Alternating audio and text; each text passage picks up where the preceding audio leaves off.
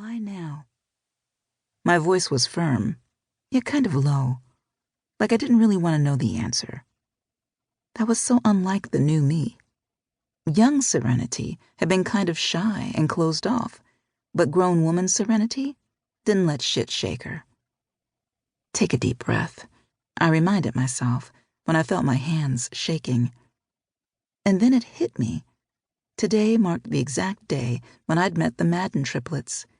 Coincidentally, 6 years to the day after that had been the last time I laid eyes on Carter Madden. Until now. Why now? I asked again, louder this time. Why the fuck have you returned home after abandoning everyone and everything you love? I was yelling, but I didn't care, and Caden nor Avery made any move to quiet me. He clenched his jaw and slightly adjusted his stance, the only movement I'd seen him make since Avery and I had happily entered the room. But of course, he'd sucked that joy right out and slapped me across the face with it. Fuck him. Fuck him for staying gone for more than 15 years. And fuck me for still loving him with every part of my soul. The bridesmaid dress that I wore was suddenly itchy as hell, and the garment on my shoulders felt like a heavy, weighted robe of anger disguised as a beautiful chiffon shawl of perfection. But I was far from perfect right now. Losing what little patience I had left, I walked farther into the room and kept going until I was a couple inches from his face, my steps faltering when he moved a little more into the light. I don't know why I expected him to back away from me, but he hadn't, and what I saw before me made my breath catch. He looked so different. I couldn't even formulate the words to describe the feeling I had laying my eyes on him after all this time. It only took seconds to conclude that I had no idea how hard life had been for him. There was a point in time when I would have known everything.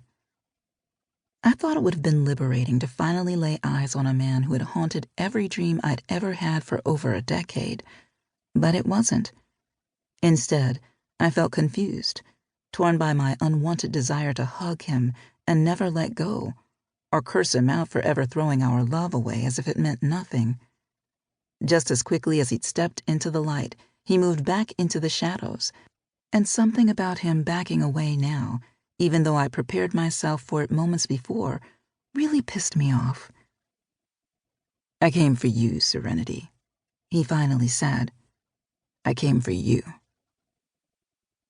He'd told me those exact words before, voiced them in the same order, and evoked similar emotions in me that I was currently feeling. Unlike the first time I heard them, I shot back a firm, "I don't need you." And I meant every word of it.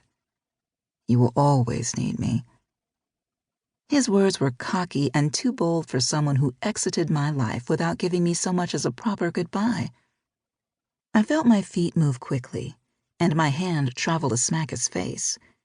The next few seconds, a blur of years' worth of agony. I slapped him, and I slapped hard, his rough skin unmoving beneath my palm.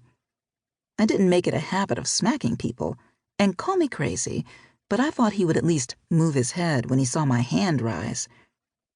Instead, I felt like my palm had encountered a wall of steel, causing me to hit him again out of pure frustration. This time he grabbed my wrist before a third slap occurred and stepped back into the dim light, his stance even more powerful than before. He let my wrist go immediately, but I felt Caden by my side anyway, the energy in the room even more tense. No wonder he'd stayed in the corner of the room. He was intimidating. Looking at him now more closely, I had so many questions that I knew he'd never answer.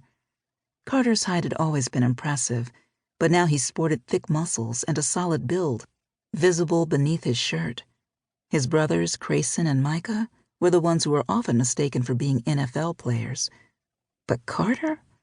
He'd always had more of an NBA player-type build like his brothers, Malik, Malachi, and Caden. His face wasn't the same either. All his features seemed hardened, so unlike the Carter I remembered. And on the right side of his face was a deep scar that ran from above his eye to his jaw. It looked